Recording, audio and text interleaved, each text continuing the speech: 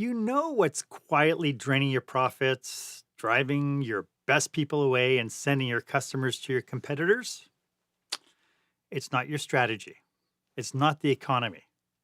It's frustration. That slow, silent killer that creeps into your workplace culture, it creeps into your customer experience, and even bleeds itself into your leadership systems. While some people don't even know it exists, the leaders who don't know it exists, they're the ones who actually stand by and ignore it, expecting it to go away. And then, of course, you have other people who just power right the way through it. But the big thing is, if you don't learn how to decode frustration, it'll keep sabotaging your performance behind the scenes and you'll never even see it coming. And that's what we're talking about today on Marc Haine Live.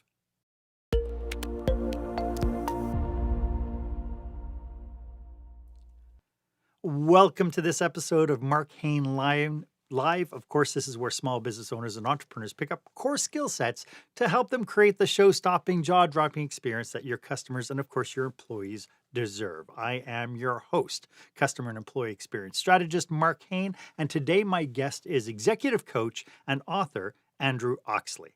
And today we are going to be unpacking how frustration, yes, that gnawing, silent tension hiding all around your workplace, how that is actually one of the most overlooked and the most expensive performance killers in your business today.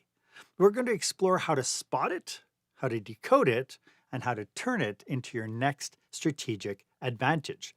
My one request, though, is please make sure that you subscribe to this podcast. And please make sure, if you find it valuable, that you share it with your circle. I'd love to see the business community really rallying around all the work I've been doing since March 2020. And it's all free. So please make sure if you know somebody who could use this, you think it's interesting, you're getting value from it, please make sure you go ahead and you share it. You know, when customers quietly disappear and your best team members are suddenly disengaged, it's rarely about one big failure. It's more likely that it's about repeated frustrations, silent frictions that builds until something breaks. The big thing is, though, frustration isn't a sign of weakness. It is a signpost, but only if you know how to read it. And that brings us to our question of the day.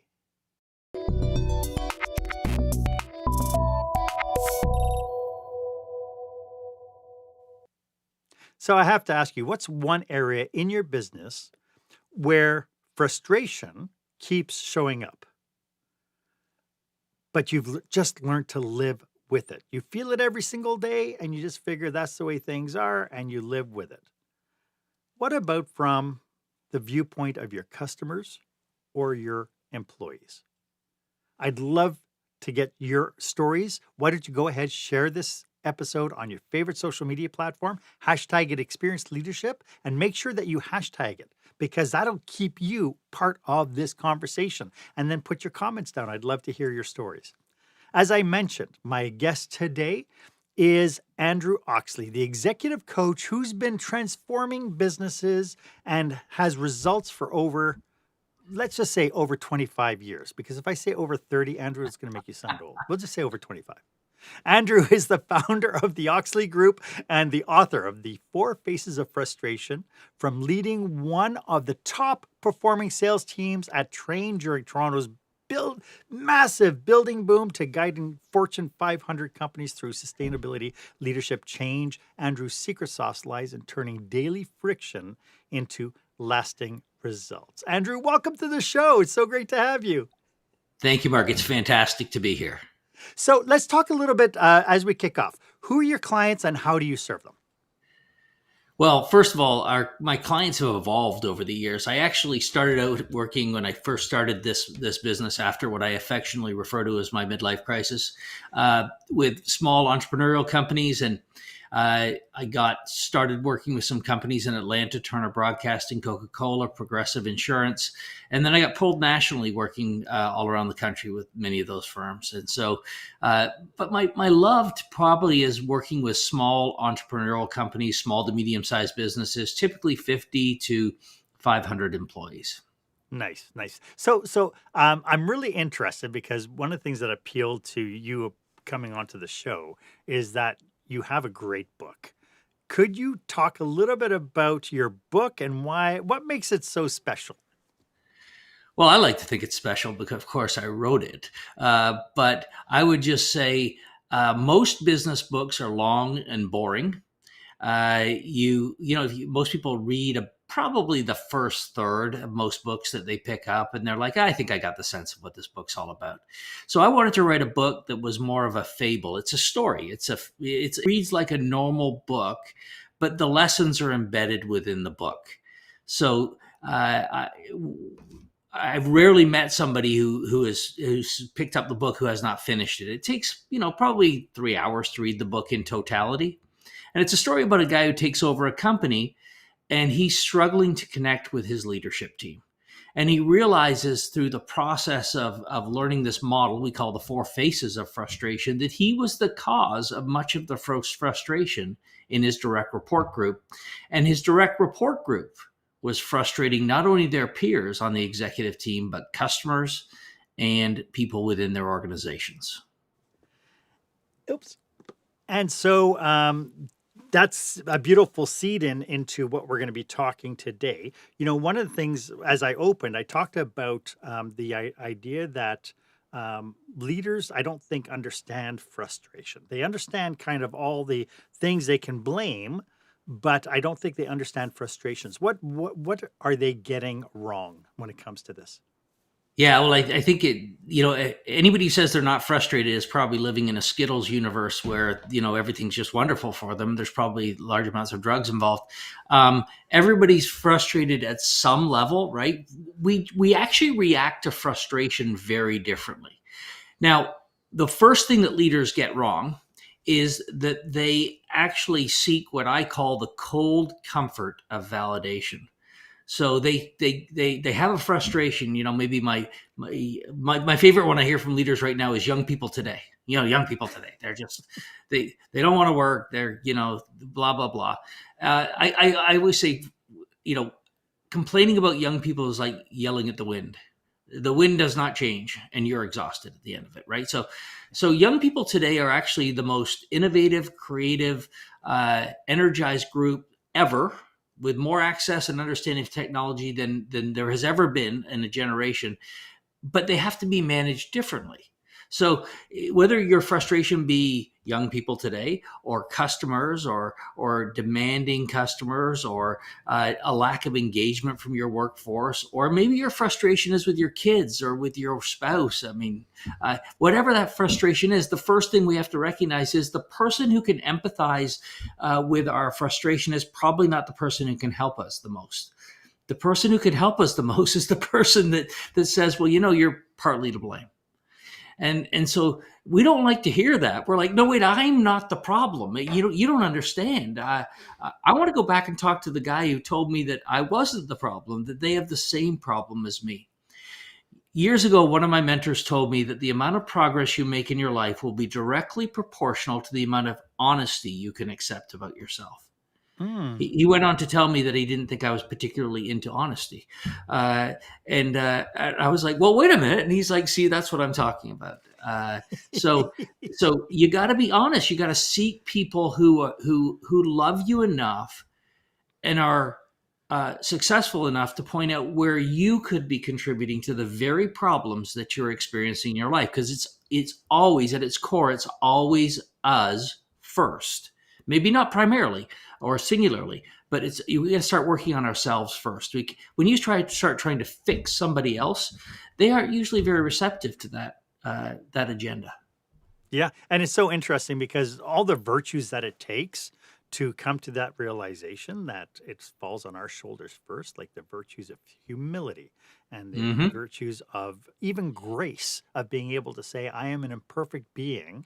And so being able to kind of tip into that and realize that, when any issue happens, I think we're really quick to pointing fingers. And Yeah, and then because of that, we don't actually see what the actual problem is. right, right. So when it comes down to like frustrations. Let's talk about internal and external. Frustrates, how do they show up differently, let's say between customers and employees? How does it differ? Well, let me go through the general model first, because that'll help. Then we can certainly go to specific examples. But so everybody gets angry from time to time, right? At least Right. most people I know, they get angry. Uh, and so, but 3 of the 4 communication styles actually transition through anger into frustration. One of the behavioral styles actually maintains looking angry. So that's who we call the reds. Reds transition through don't transition, they stay looking angry. There's a second behavioral style, communication style, called yellows, and they sort of start to become very optimistic when things are not going well. And they start telling you how everything's going to be wonderful, and it's just everything's going to be awesome. The third behavioral style that transitions through anger is what we call greens. And greens actually just stop talking. They just stop communicating wholeheartedly. And the fourth one is blues. And blues, well, they start asking absolutely tons of questions. So those are the 4 different communication styles, and they do respond very differently. So if you start to recognize the different ways people act during frustration, then you can start to modify and use different strategies to bring them back away from being frustrated and have a deeper dialogue with those particular individuals. I like that because it kind of seeds the that you understand first. It forces us to do that Stephen Covey principle, right? Seek first to understand. So being able Right. to look at and being able to pinpoint where people are in the frustration spectrum, where their communication style is, will help us adjust as leaders in helping them overcome kind of whatever that and addressing whatever that frustration is. Yeah, and when I first started using this model, and in all of our leadership coaching, we try to create really simple models that explain complex things, right? So this model does 2 things. It helps leaders understand how they appear to others when they're frustrated. So years ago, I was having a conversation with my wife, who was a mentor for me. We should all be blessed with spouses that sort of help us, and she is a great help to me. She really is. And we were having a conversation. I thought we were just having a conversation, and she looked at me and she said, "Why are you so angry?" Which really made me angry, because I didn't think I was angry. And I said to her, "I'm not angry." And she said, "Now you're angry that I told you you were angry." And I was like, I thought, oh my gosh, I am. And I thought, I wonder if I come across this way to my employees when things aren't going perfect. And the answer, of course, was I probably did, right? Yeah. So the first thing we have to recognize is we have to recognize what happens to us when we're frustrated. We think we hide it so well, and we actually don't, right? So, Yeah. so which I move to, the red, yellow, green, or blue. Now, the second thing that it helps you with is to recognize that, and this was something I struggled with, greens are the biggest group in society. And by the way, if you have long tenured employees, they probably are greens, because greens are incredibly loyal and they'll stick around, whether they're good or bad, they stick around. So when greens are frustrated, they get quiet. Well, greens and yellows, when they're frustrated, they start talking.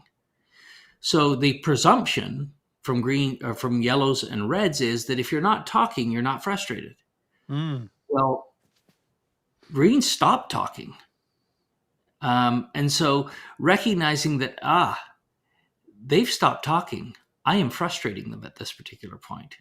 So it helps you understand yourself first, but then it helps you understand other people, because we were all brought up with this idea that, and I don't know, Mark, you probably heard the golden rule growing up, treat other people the way you would like to be treated, which is fabulous advice in morality and ethics. It's horrible advice in relationships, because what if they don't want to be treated the way I want to be treated?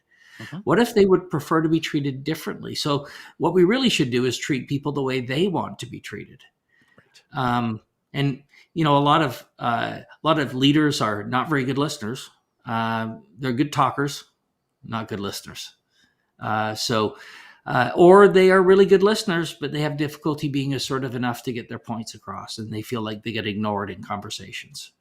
So this is a great model to understand yourself, but it's also a great model where you can start to understand other people better as well. Yeah, and so I encourage the audience, if you're tuning into this, like rewind and understand those different communication styles, because I know that they're around you everywhere. Your whole book, Andrew, is around this idea of the four faces of frustration. You've created Yes. a model around four types of frustration.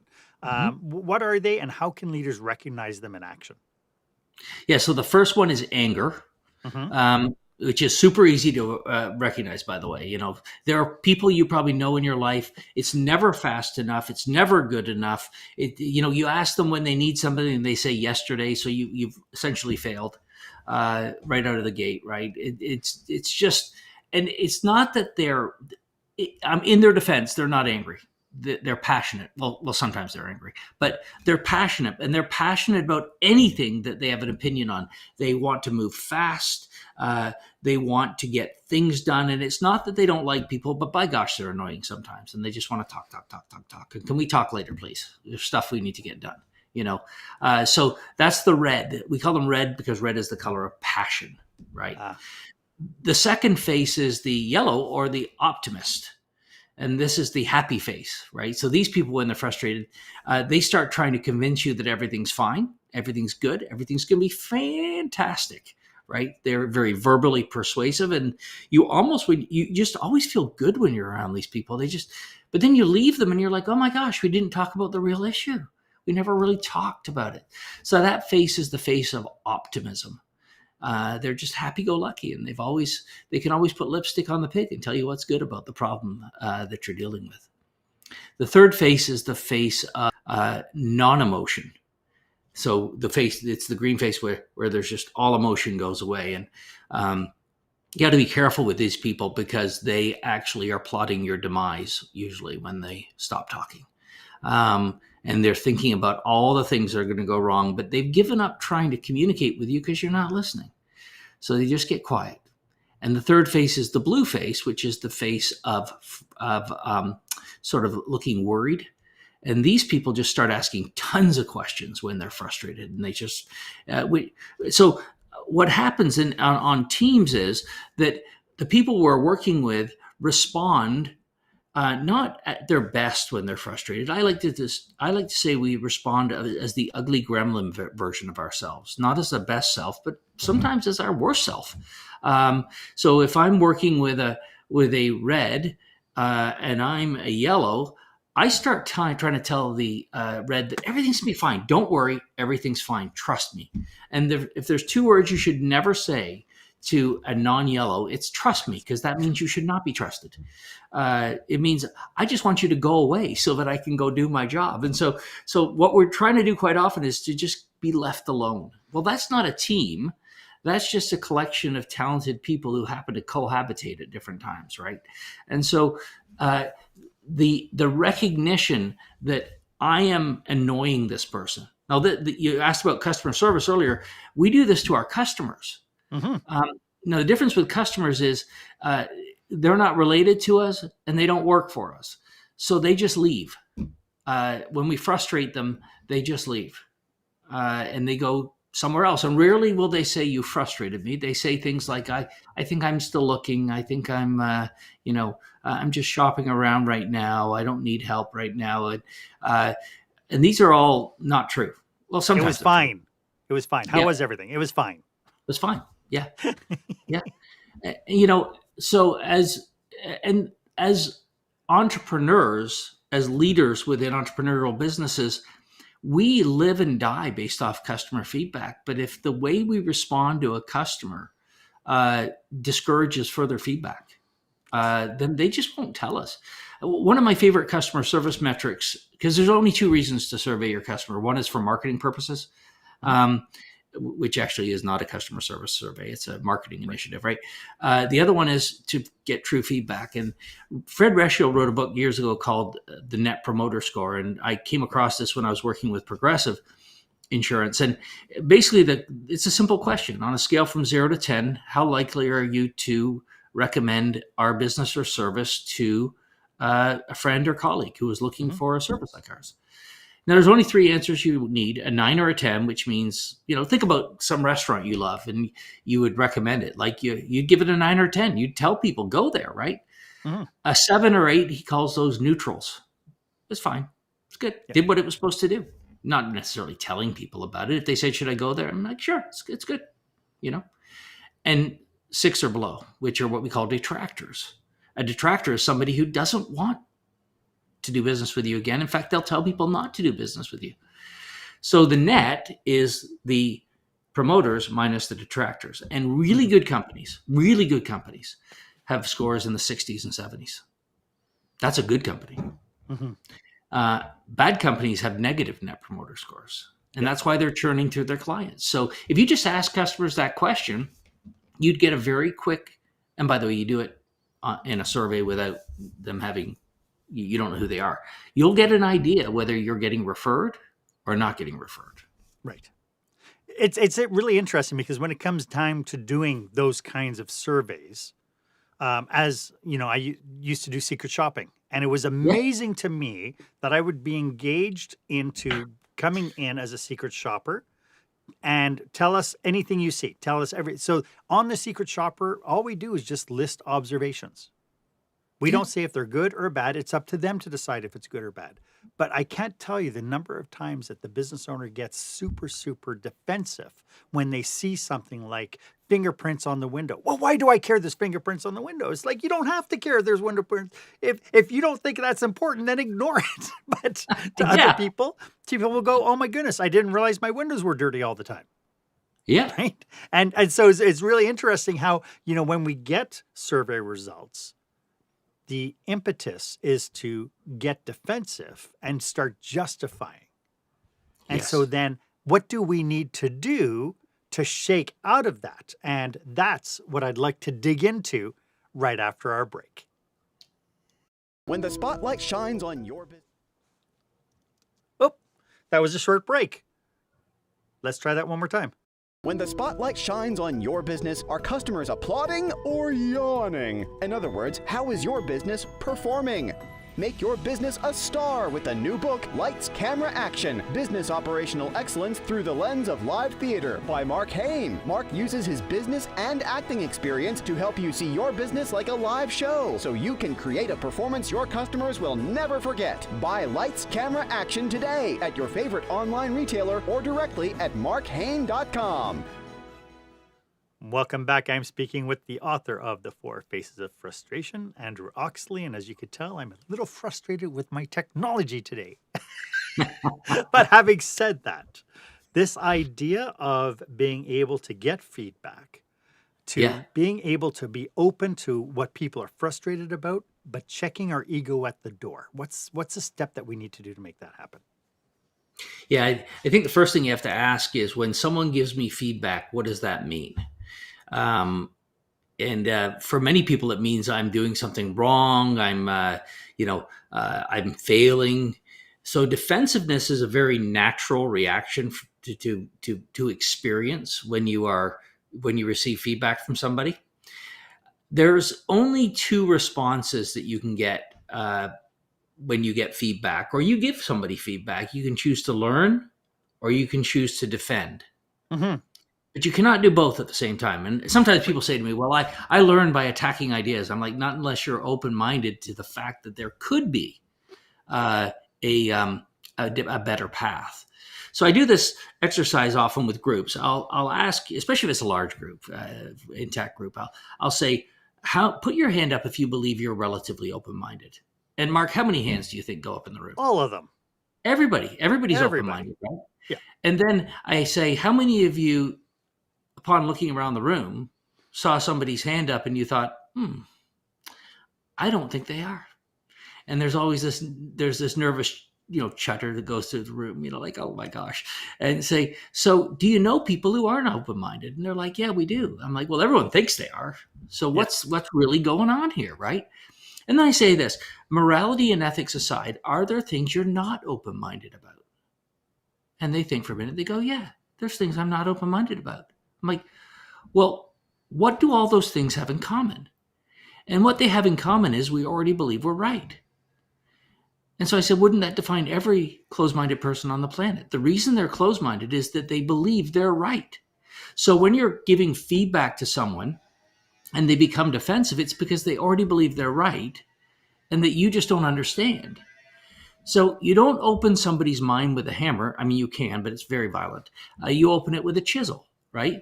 So if I start to see defensiveness from someone, the question I need to ask myself, now that's interesting. Why would that be? What is the story that they're telling themselves in their head that caused them to become defensive?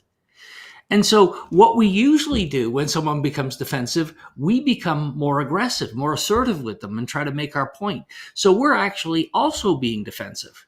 So we get defensive, so we become defensive. If I'm going to be a leader, I need to model that which I desire from others, which means that if I see defensiveness, I need to model being in a learning frame. And I need to say, so help me understand, what do you think is happening right now? What do you think I'm saying? How are you seeing this situation? In other words, I focus on what's happening with them. And then I ask them, if you could do this all differently, how would you do it differently next time? Because the reason people become defensive is they can't change the past. They can only change the future. And what most people are doing, they're validating why they did things the way they did in the past. And what we really want to do is we want to focus on, what are you going to do differently next time? And so the couple of strategies there with defensiveness, first of all, recognize that you cannot become defensive when you face defensiveness, although that's what we often do. And second of all, you need to switch the focus from past to future so that people can talk about what they would do differently based on what they know today. And they'll often say, well, I didn't know. Well, of course you didn't know. That absolutely. This isn't about finding the blame. This is about learning from what actually happened. Yeah, it's so interesting because I as you were saying that, I was going through all sorts of conversations that I've had in the past about, why people get upset. I firmly believe that as adults, we stop telling other adults that they've hurt our feelings. And a lot of times what I find is a lot of interpersonal conflict is because somebody didn't feel respected. They'll use words like they didn't respect me, or they picked on something, or they Yeah. don't understand, right? And these are all kind of the monikers we stick behind the frustration side. And Yeah. so this whole thing about being able to have a level of humility and curiosity so you could start asking questions, I think then becomes the key. Yeah, for sure. And you mentioned about feelings, and 2 of the 4 behavioral styles are more in touch with their feelings, or at least more willing to talk about them. That's the greens and the yellows, the happy people and the quiet people when they're frustrated. Blues, the question askers, and the reds, who are sort of like the angry face, they tend to not want to talk about feelings very much, right? Feelings are important. And years ago, I was talking to somebody and they said to me that feelings are neither right nor wrong. They just are. And I remember looking at them and saying, well, clearly that's wrong. And they said, yeah, that's why your people won't talk to you. And I said, wait, my people won't talk to me? And they're like, yeah, because when they tell you how they feel, you tell them they shouldn't feel that way. Right. That's not what's going on. Mm-hmm. So I had to come up with a model that helped me have this, because, feelings are neither right nor wrong, but they're based on something. So when someone says they don't usually say, I felt disrespected. They say that person doesn't respect me. Right. Now that actually is a feeling, not a fact, but you can't say that to someone. You say, that's not a fact, that's a feeling. But what you can say is so what I hear you say is you felt disrespected. Now what I did was I just labeled that a feeling in a nice way. You say, can you tell me what happened that caused you to feel that way? And then they'll tell you the event. And you say, oh, so what I hear you saying was when Mark walked by you in the hall and he didn't talk to you, it made you feel disrespected. Yeah. Okay. So here's something, a little neuroscience fact for your listeners. Emotions last 30 seconds. Emotions are a neurochemical wash through the brain, right? Mm-hmm. They last 30 seconds. Now, all your listeners are thinking right now, well, clearly that's wrong because I have some emotions that have lasted longer than 30 seconds, right? So how is that possible? Well, what happens is that when an event happens, we experience the emotion and then we tell ourselves a story about what happened. Right. And if it was an intense emotion, we keep telling ourselves the story. We retell the story. And every time we tell the story, we get the wash of emotions again. And after a while, we start to confuse the emotion with the story, with the facts of what actually happened. We really believe the emotion. Yeah. Because it was our experience, right? So the question we have to ask is, if I'm experiencing emotions that are negative, what story am I telling myself about that event? And is it a helpful story? I mean, is it helpful for me to believe that Mark doesn't like me? Do I know that as a fact, or do I just feel like that's what's going on? And if I feel like that's what's going on, maybe I should talk to Mark about that. And so, how do we shake that? So, as leaders, we're always going to have people who will say their feelings are their facts. And I Yes. believe that as long as we believe that's the fact, no Yeah. matter what you say, it's like, you don't understand. You weren't there. He disrespected me. Right. Right. And so, as a leader, then we're asking those questions. But as long as the person we're speaking to kind of has this framing, how do we start helping them shake out of that so they'll take a second, take a breath, and realize, wait a second, there's a big difference between what you felt happened to you and what actually happened and how you interpret it. Yeah. And I think that the getting someone to tell you what actually happened that caused them to feel that way is the Mm-hmm. start, right? So I say, well, Mark walked by me in the hall, and say, well, let me ask you a question. Do you want to have a better relationship with Mark? And they'll probably say, yes, I would love to have a better Of course, relationship of with Mark. course. Yeah. Yeah. Okay. So, so what are all the other possible reasons why Mark might not have talked to you? Mm.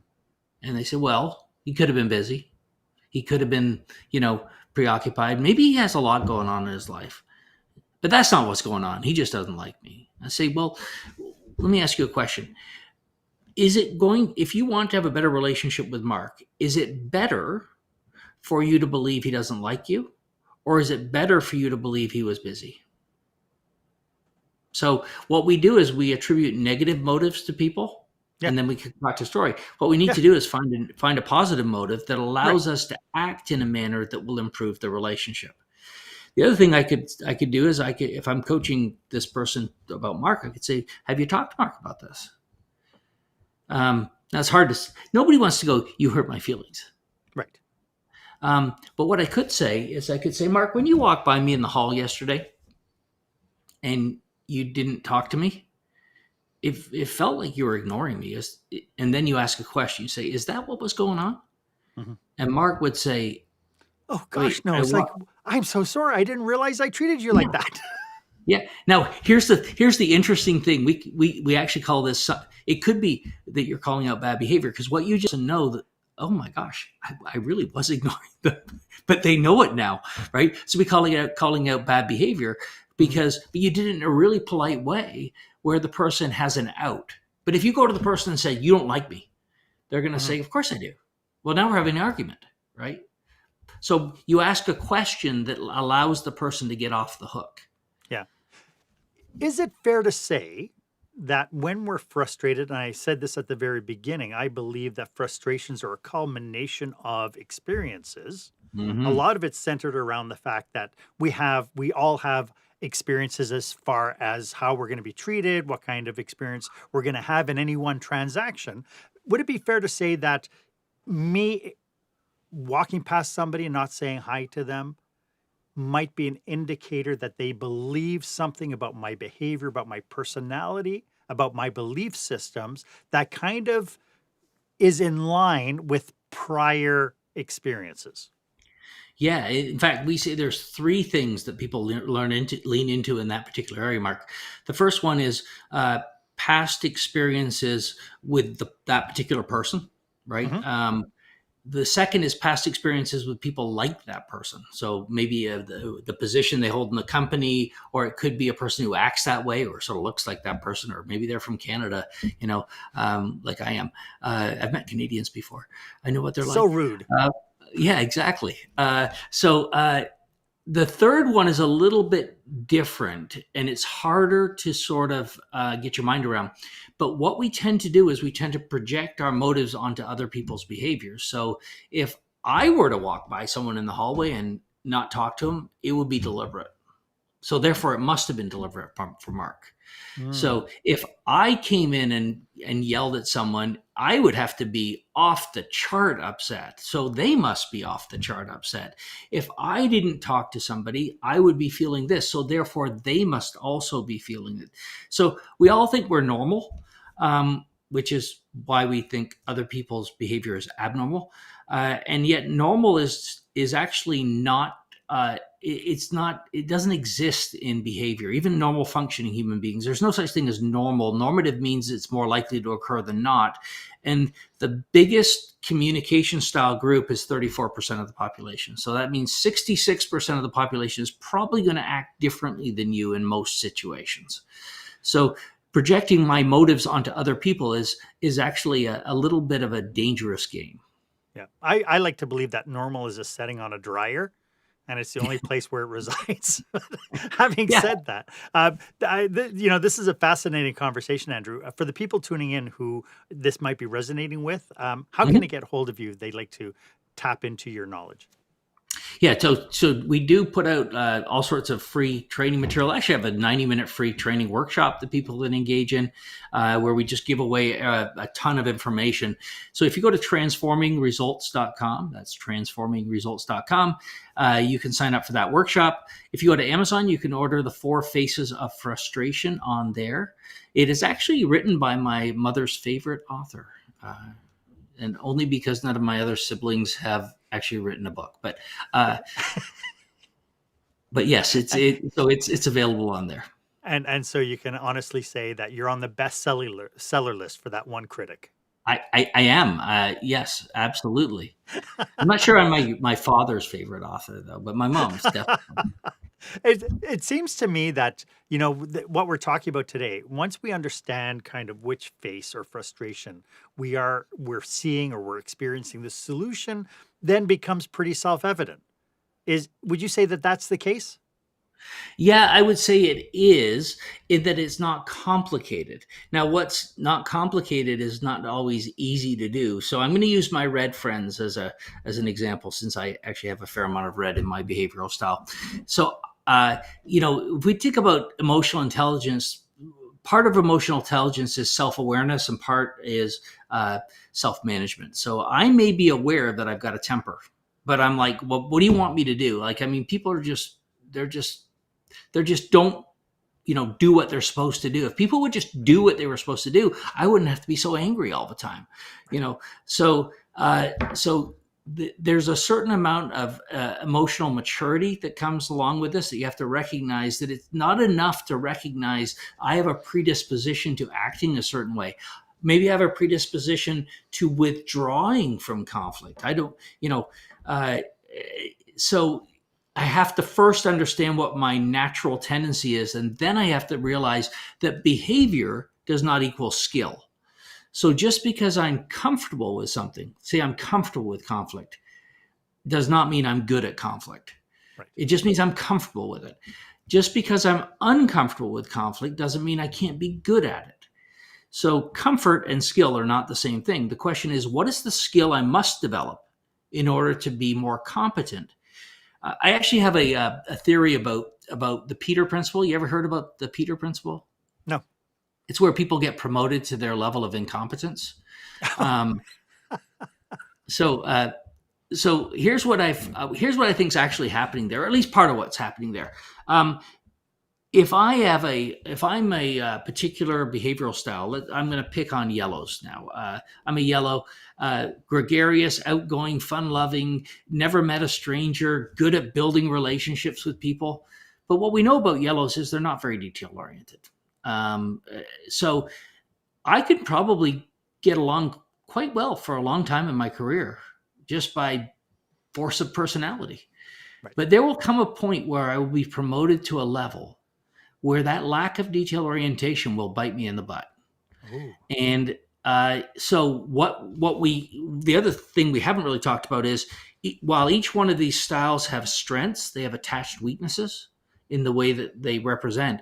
And so if you don't develop skill and competence in the area of your weakness, eventually it will undermine your success as you progress in your career.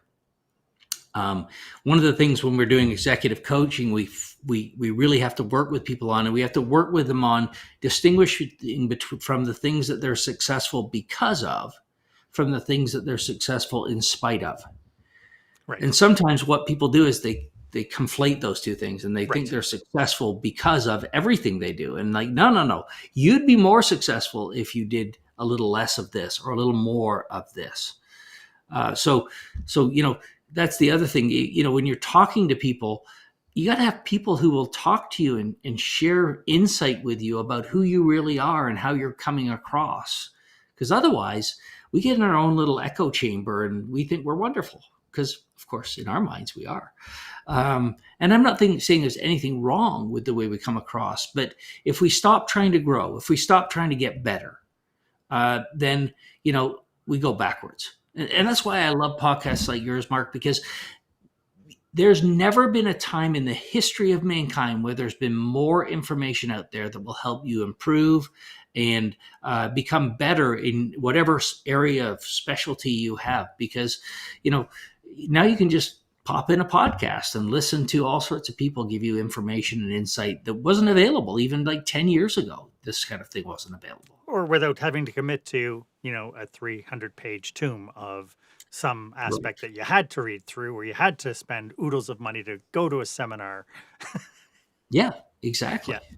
No, it's really interesting because people who are my components within the leadership realm is the fact that leaders have customers, they have employees, they have a real balancing act.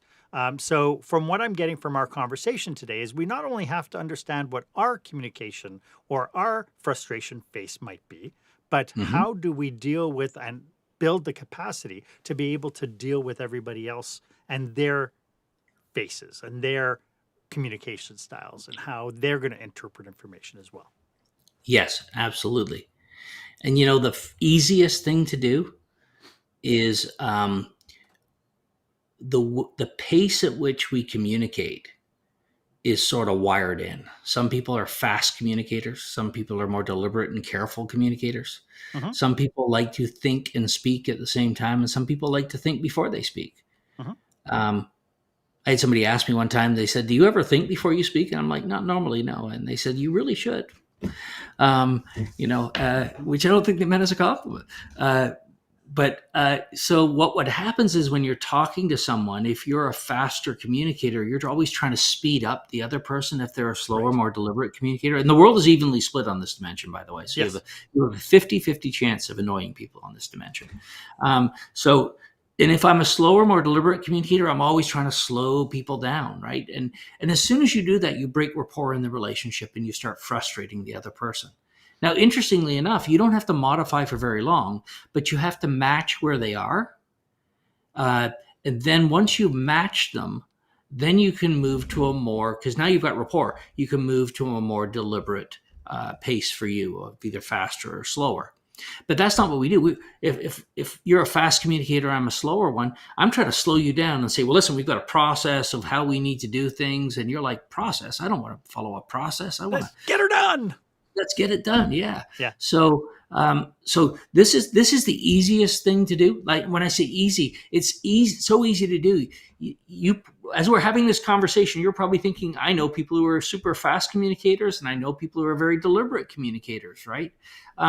So you can see this. You can see this when you go into a restaurant and the server comes up to you.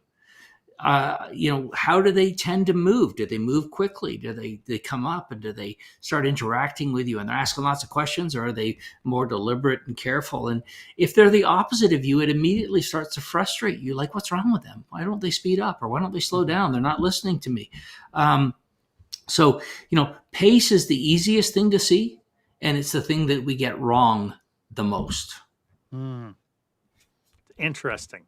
Because that now the challenge then becomes for the audience tuning in is to start looking intentionally at some of the most frustrating interactions they've had and figure out how can I meet them where they are so that we can kind of move together. And as you were talking, I was thinking about different metaphors. The jets that are flying that need to get refueled by these massive air tankers, right? Like how do they Mhm. coordinate that? Right? First and foremost, a jet can't go as fast as the jet needs to go or wants to go. He has to match the tanker Yeah, in order to be able to fuel up. A runners, who have got they got the stick. What do they call those runners now? I lost it in my head. like a Uh, relay. relay races, Mhm. right? In order for the new relay racer to grab the stick, they have to start matching the pace of the person who's coming up behind them Right. before they can be free and run as fast as they can. Right. So That's there's all exactly these right. metaphors just all around us. So how do we build that intentionality? I think becomes the key. It's how do we stop ourselves to become more intentional in the moment when we know, wait a second, I'm getting frustrated. Yeah, yeah.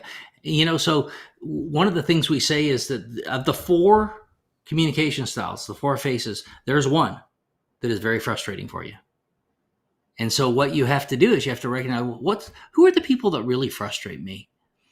And then what you need to do is you need to find people in your life that probably have that communication style that you already have a great relationship with and ask them, how do I need to interact with people of your communication style more effectively? And they won't have to consult a manual. They won't have to tell you, let me go look that up. They know. They know, here's what you need to do to be able to build a relationship with people who are more like me. And so the beautiful thing about this system is it's what we call an observed system that has face validity. It has statistical validity as well, but it is obvious. If you read the book and you study this system, you're going to be like, oh my gosh, it's everywhere. You know, there are red, there are yellow, there are green, there are blue. But they're much more than that. Of course, we're not just a color, but it gives you so much insight as to the things you should not do with that particular behavioral style. Right. Right. And so again, the onus is on us to be able to act in a way that is most conducive to that relationship in order to fulfill sets of expectations. It's not up to us to think, well, they have to change. Right. Right. I I had a love that. leader some years back who said to me, she said, why do I have to change? I'm the boss. I'm Hmm, like, because you're the leader. exactly. The leader has the responsibility to be flexible. The element actually with the most flexibility has the most control. Right. Right. And the has as much control and much flexibility as they desire. Right. Exactly. Yeah. I'd like to get into some of common challenges and pitfalls as people kind Yeah. of tune into this and realize they have to change. My fear is that people will get into band-aid stuff and go, okay, from now on, I'm going to do this without really thinking through and being highly strategic. And so we'll get to that right after this. When you're delivering an important speech to a huge audience, it's easy to lose your place or go way over time. Give yourself an advantage with the Pro Speaker Presentation Speech Timer app. No more checking your watch or calling for time. The Pro Speaker Presentation Speech Timer app keeps you on track with easy-to-see timers, even changing color for visual prompts during your speech. And you can set audio cues to practice, or set it to vibrate so you don't even have to look. Be the pro you know you are. Download the app at speakerpresentationtimer.com. Welcome back. I hope you are getting a ton of value from today's episode. As you can tell, Andrew and I are on a mission to support businesses just like yours. So if you belong to an organization that could use our help, or you or someone you know might be planning a leadership retreat, or you're just planning a conference and you need experts to come up and influence your audience in some form or fashion, drop us a line. We'd love to explore how we could be of service to you and your people. So, Andrew, for the people tuning in, cautionaries and pitfalls. This whole idea of, yeah, I know I have to change. So, starting today, I'm going to change. What should we be aware of to keep us to moving forward in a positive momentum rather than causing even more damage because we think, oh, okay, I'm going to have to become a green now.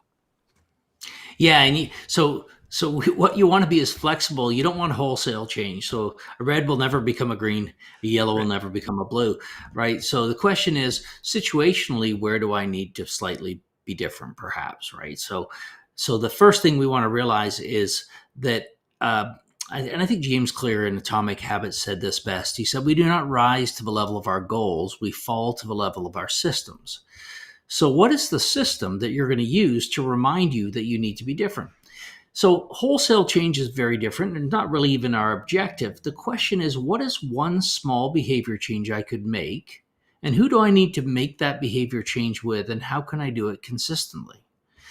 So for example, somebody who is a blue, who maybe has a lot of questions when there's a change coming up, they could be viewed as a pessimist. And I don't like that word, but let's be honest, that's the way some people are seen, because they can always see what could go wrong. And so what happens when someone starts to view you as a pessimist is they start to think that you really don't want things to work out. And so they've actually assumed what we refer to as negative intent on your part. The way to get around negative intent is to state positive intent. So if I'm a blue and I see a bunch of problems with something that my boss is wanting to do, I could say, Sally, I'd really like this to work out. And I'm very committed to what you're talking about. I do see a couple of challenges. Would it be okay if we talked about those? Don't talk about 10.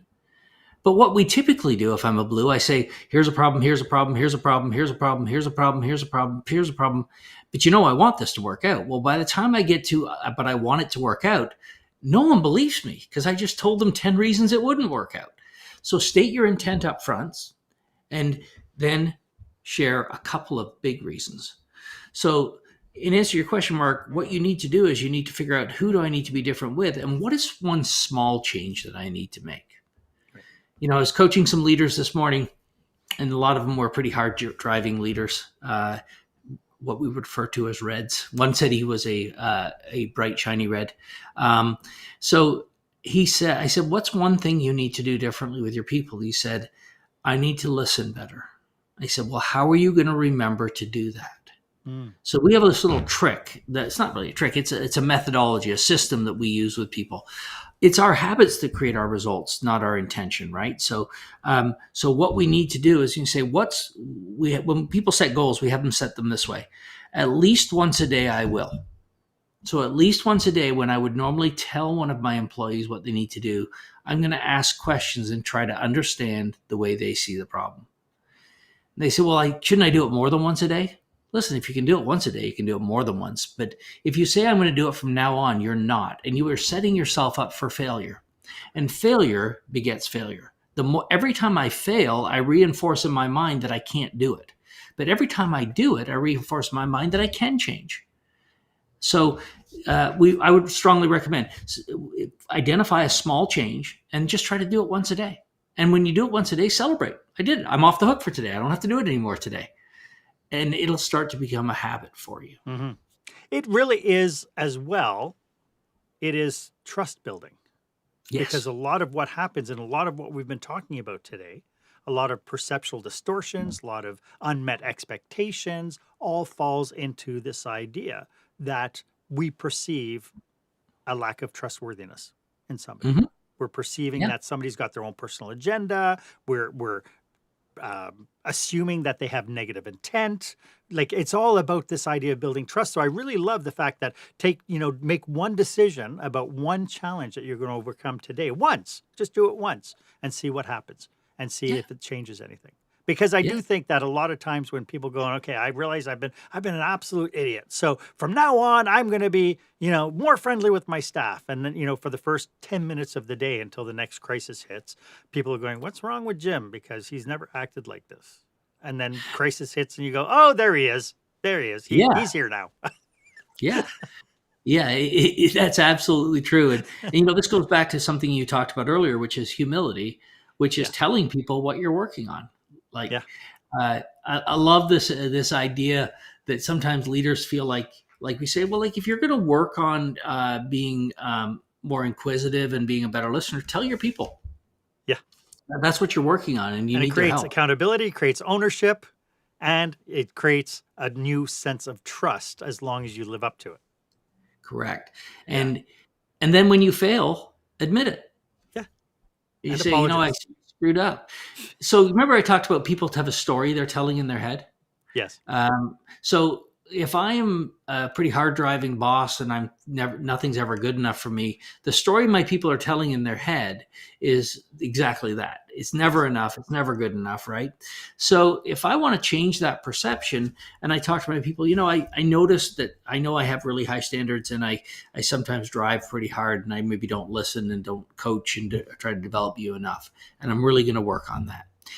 And then I said, but I need your help. I'm going to come and I'm going to ask you how I'm doing from time to time. So let's say, for example, I do pretty well.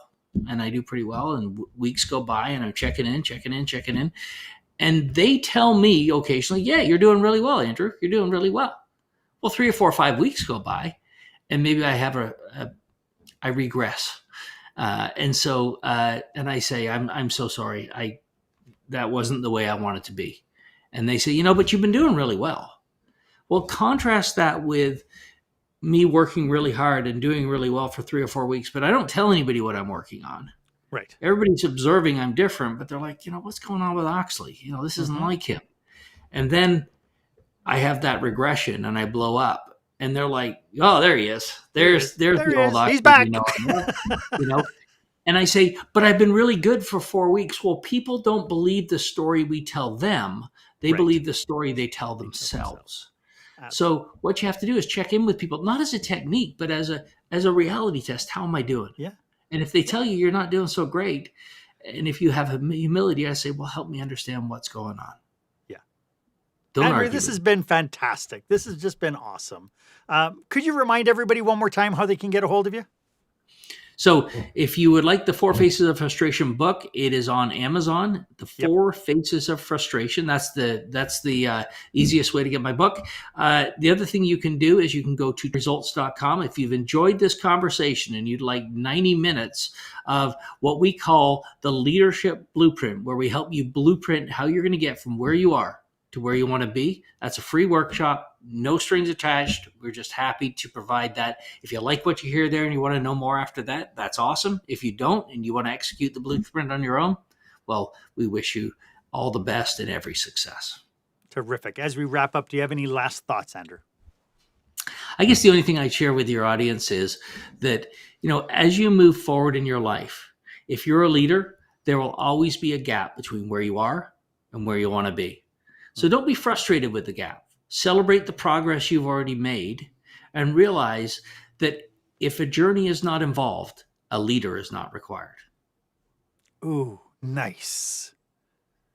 Lovely. Thank you very much for being here, Andrew. It's been really great. I've enjoyed this conversation immensely, and it's made me even ask questions, which I think is always great. Questions of myself, questions of my experiences. So I've loved every minute of it. Thank you so much for doing this. Well, thank you for having me, Mark. I thoroughly enjoyed being your guest. So do you have any questions about today's episode? Or maybe you're thinking, hey, we could really use a complimentary 30-minute brainstorming session with Mark or Andrew. Well, good news, you can snag a spot on my calendar. Just hit the link below, the one that's marked meetwith.marchaine.com, and you are all set to go. As always, I am at your service. And if you haven't done so yet, why don't you make sure that you subscribe to this feed and make sure you follow me on social media. That way you get notifications when I bring you fresh new content each and every week. So join me, won't you? Thank you again for joining me. My name is Marc Haine. I hope you stay safe, stay healthy, and I hope you dare to be the exception.